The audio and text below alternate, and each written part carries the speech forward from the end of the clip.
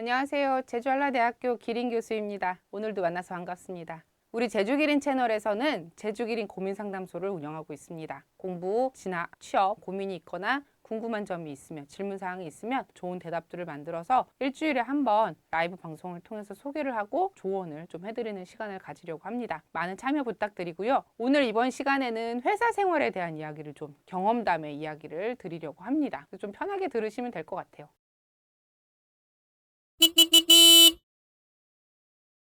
저 같은 경우에는 이 제주한라대학교에 기린 교수로 부임하기 전까지 정부에서 운영하는 공공기관 근무를 했었습니다. 대략 한 8년 정도 근무를 했었고요. 이 길다면 길고 짧다면 짧은 기간인데 저는 굉장히 열심히 매사에 좀 적극적으로 일을 하는 스타일이라서 굉장히 많은 경험도 해보고 다양하게 많은 상황들을 겪어본 것 같아요. 여러분들에게 모든 사람들이 회사에서 살면서 다 똑같이 이렇게 겪는다라는 아주 보편적인 이야기를 한다라기보다는 그냥 제가 경험했던 저에 있었던 일들을 통해서 여러분들에게 어떤 도움이 될 만한 이야기거리가 있다면 좀 전달을 해드리려고 합니다. 어떤 사람들은 저한테 그렇게 물어보시더라고요. 이 공기업 다니면 하루 종일 그냥 적당히 책상에 앉아서 그냥 마우스 좀 이렇게 클릭 좀 하다가 시간 되면 저녁에 퇴근하는 거 아니에요? 텔레비전에서 그런 모습을 보여줬나요? 왜 그렇게 생각을 하시는지는 잘 모르겠어요. 절대 그렇지 않아요. 어쩌다가 그런 날도 있을 수는 있어요. 정말 어린이날이라고 부르죠. 내 위에 상사들이 다 출장을 나갔고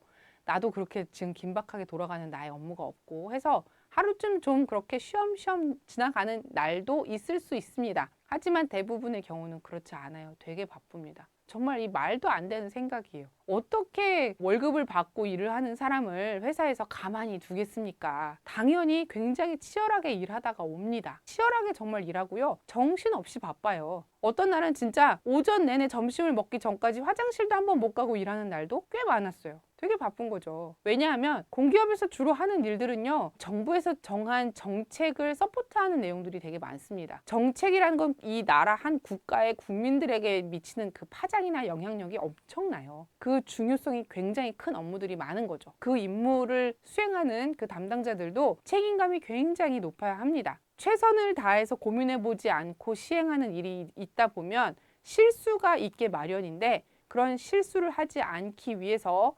다각도로 생각을 하면서 최선을 다해서 매사에 일을 하려고 항상 노력들을 하고 있습니다. 공기업에 들어갈 때 원래 석사를 졸업하고 들어갔었는데 석사를 졸업할 때쯤에 저는 마음가짐이 그랬어요.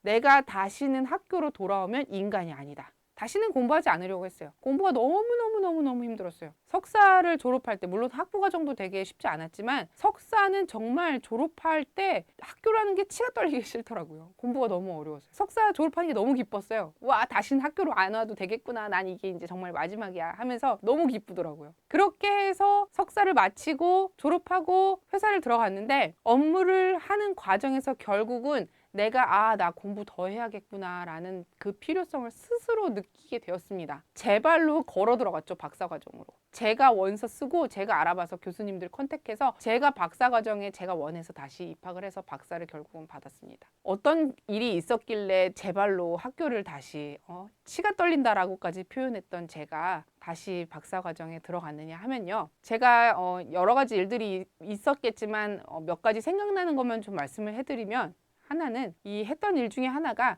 한국 기업들이 해외로 수출을 많이 하게끔 우리 정부에서 많은 그 지원책들이 있습니다. 그리고 많은 기업에서 해외 수출을 많이 해와야 우리나라의 국부가 늘어나요. 이 국민들도 잘 살게 되고 그걸 정부 차원에서 많이 장려를 하기 위해서 여러 가지 지원책들이 있는데 그 중에 하나가 정부에서 이 예산을 출자를 해서 펀드를 조성하는 게 있습니다. 말만 들어도 이게 뭔지 잘 모르겠죠, 여러분. 관련된 업무를 해본 적이 없으신 분들은 지금 여기까지 듣고 그래서 정부가 뭘 한다는 건가 잘 이해가 안 되실 텐데 아무튼 그런 게 있습니다. 펀드 조성을 하는 과정에서 이 펀드 말고도 정부에서 어떤 일들을 지금 하고 있는지, 다른 부처에서는 어떤 일들을 하고 있는지 좀 조사를 해야 할 필요가 있어요.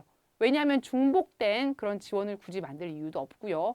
그리고 만일에 펀드 조성이라는 게 처음이라면 펀드 조성과 더불어서 같이 갈 수 있는 정부의 다른 지원책들까지 같이 홍보를 해서 기업들에게 알려주면 더 큰 시너지 효과가 나면서 더 많은 도움을 받을 수 있거든요. 정부에서 지금 이러한 경우들에 대출을 해주는 그런 대출 상품들은 뭐가 있는지, 그리고 보조금 또는 지원금 등은 또 무엇이 있는지, 어떤 종류들이 있고 어떤 특성이 있고 어떤 기업들이 이런 혜택을 받을 수 있고 어떤 식으로 지원을 해주고 있는지 등에 대해서 자세한 조사를 해서 정책 개발을 하기 위한 근거 자료를 만들기 위한 보고서를 만듭니다.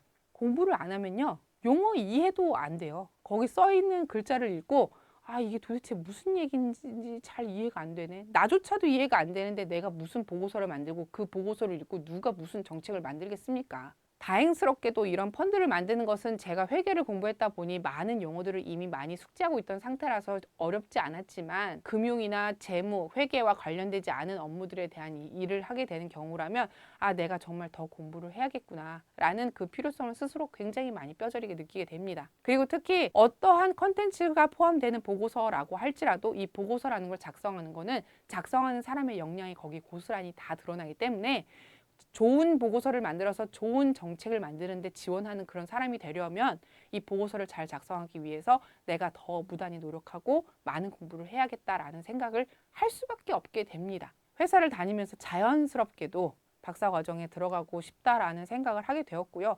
실제로 많은 기업들에서 박사 학위 과정에 입학하는 것을 장려하고 있습니다. 회사의 어떤 지원을 조금 받아서 대학원을 다닐 수 있는 경우들도 굉장히 많고요. 저 같은 경우에는 일주일에 4시간을 유급으로 대학원 과정에 출석하기 위해서 시간을 업무 시간 중에 좀 빼고 나갈 수 있는 게 공식적으로 그런 지원이 있었습니다. 일주일에 4시간 이 대학원에 직접 수업을 들으러 나가기 위해서 이 회사에서 4시간의 시간을 비워주신 덕분에 무사히 박사 과정을 잘 이 직장 생활과 병행을 해서 마무리를 할 수 있었고요. 그 결과 제가 지금도 여러분이 이렇게 기린 교수로서 여러분을 만날 수 있는 그 밑거름이 됐겠죠. 그래서 이렇게 회사 생활이라는 게 항상 자기 자신을 갈고 닦아야 하는 수많은 어려운 업무들을 처리해야 하는 그런 경우들이 많다라고 먼저 말씀을 드리고요. 또 다른 업무의 경험으로는 저 같은 경우에는 해외 출장이 되게 많았습니다. 아무래도 제가 맡은 업무들이 제가 해외에서 오랜 생활을 하다 왔던 사람이라서 해외와의 어떤 교류나 직접 해외에 가야 하는 그런 경우들 이 많은 종류의 업무를 좀 많이 맡았던 상황이기도 했고요. 이 해외 출장이 워낙 많다 보니 많은 분들이 저를 되게 부러워하는데요. 저는 사실 너무 해외 출장이 가기 싫었습니다. 처음엔 되게 좋아요. 재밌죠. 새로운 나라에도 가보고 가서 이렇게 보는 경관이나 물론 가서 일이 많아서 뭐 여행을 다니지는 못합니다. 그냥 공항에 내려서 그 회의를 한다거나 장소에 참석을 하기 위해서 가는 여정 사이에서 이렇게 버스 바깥으로 차 바깥으로 보이는 그런 풍경들을 보는 게 거의 전부 다기는 하는데, 그래도 일단 나가서 그런 다른 이국적인 풍경이나 모습들을 보면서 정서적으로 즐거운 마음이 드는 건 사실이긴 했어요. 하지만 가서 해야 하는 일이 너무 막중하고 일의 스케줄이 너무 빠듯해요. 너무 힘들고 가서도 그 기간 동안에 계속 잠을 자지 못하고 어마어마하게 그 현지에서 일을 해야 하거든요. 근데 그것보다도 먼저 가기 전에 그 출장을 준비하기 위해서 2주 동안 엄청나게 빠듯하게 출장 준비를 해야 하고, 다녀와서도 대략 한 1주 정도는 다녀오고 나서의 그 후속 조치들을 하느라고 너무 바빠요. 그러니까 결국 출장을 가는 한 대략 한 일주일 정도의 기간, 가기 전에 2주, 그리고 다녀와서 1주. 그 한 달의 그 기간은 정말 눈꽃을 새 없이 바쁩니다. 근데 출장을 자주 가는 때는 한 달에 막 2번도 가기도 하고요. 매달 출장을 가는 일도 굉장히 빈번합니다. 정말 바빴겠죠. 그리고 해외 출장만 가는 업무를 맡은 건 아니에요. 다른 업무들도 동시에 같이 진행되는 게 되게 많아요. 해외 출장 때문에 그 다른 업무들은 그냥 스탑하고 저를 기다려주지 않습니다. 그 일들도 계속 진행이 돼야 되거든요. 그러니까 해외 출장을 가서 해외 출장 일만 하는 게 아니에요. 그 한국에서 나를 기다리고 있는 다른 일들도 동시에 같이 챙겨야 되고요. 그러다 보면 미처 다 챙기지 못하는 건 옆자리에 사람들이 좀 도와주기도 하면 그 사람들한테 굉장히 고마워해야 하는 거죠. 출장이 저는 되게 싫었고요. 지금도 그래서 해외에 나가는 게 되게 두려워요. 그냥 막연한 굉장히 그 두려웠던 감정들이 아직도 이 머릿속에서 지워지지 않고 그냥 살아있는 것 같아요. 그래서 이 공기업에 다닌다고 하면 다니시지 않는 분들이 그냥 바깥에서 이렇게 보면서 그냥 그 보이는 모습으로 굉장히 멋져 보인다라고 생각하는 경우도 있고, 일이 되게 쉬워 보이고 하루 종일 그냥 적당히 앉아있다가 퇴근하는 거 아니냐 이런 생각을 하시는 분들도 간혹 있는데, 그렇게 잘 알지 못하면서 함부로 다른 일을 모르는 것을 그냥 그렇게 평가해서 말하진 않았으면 좋겠습니다.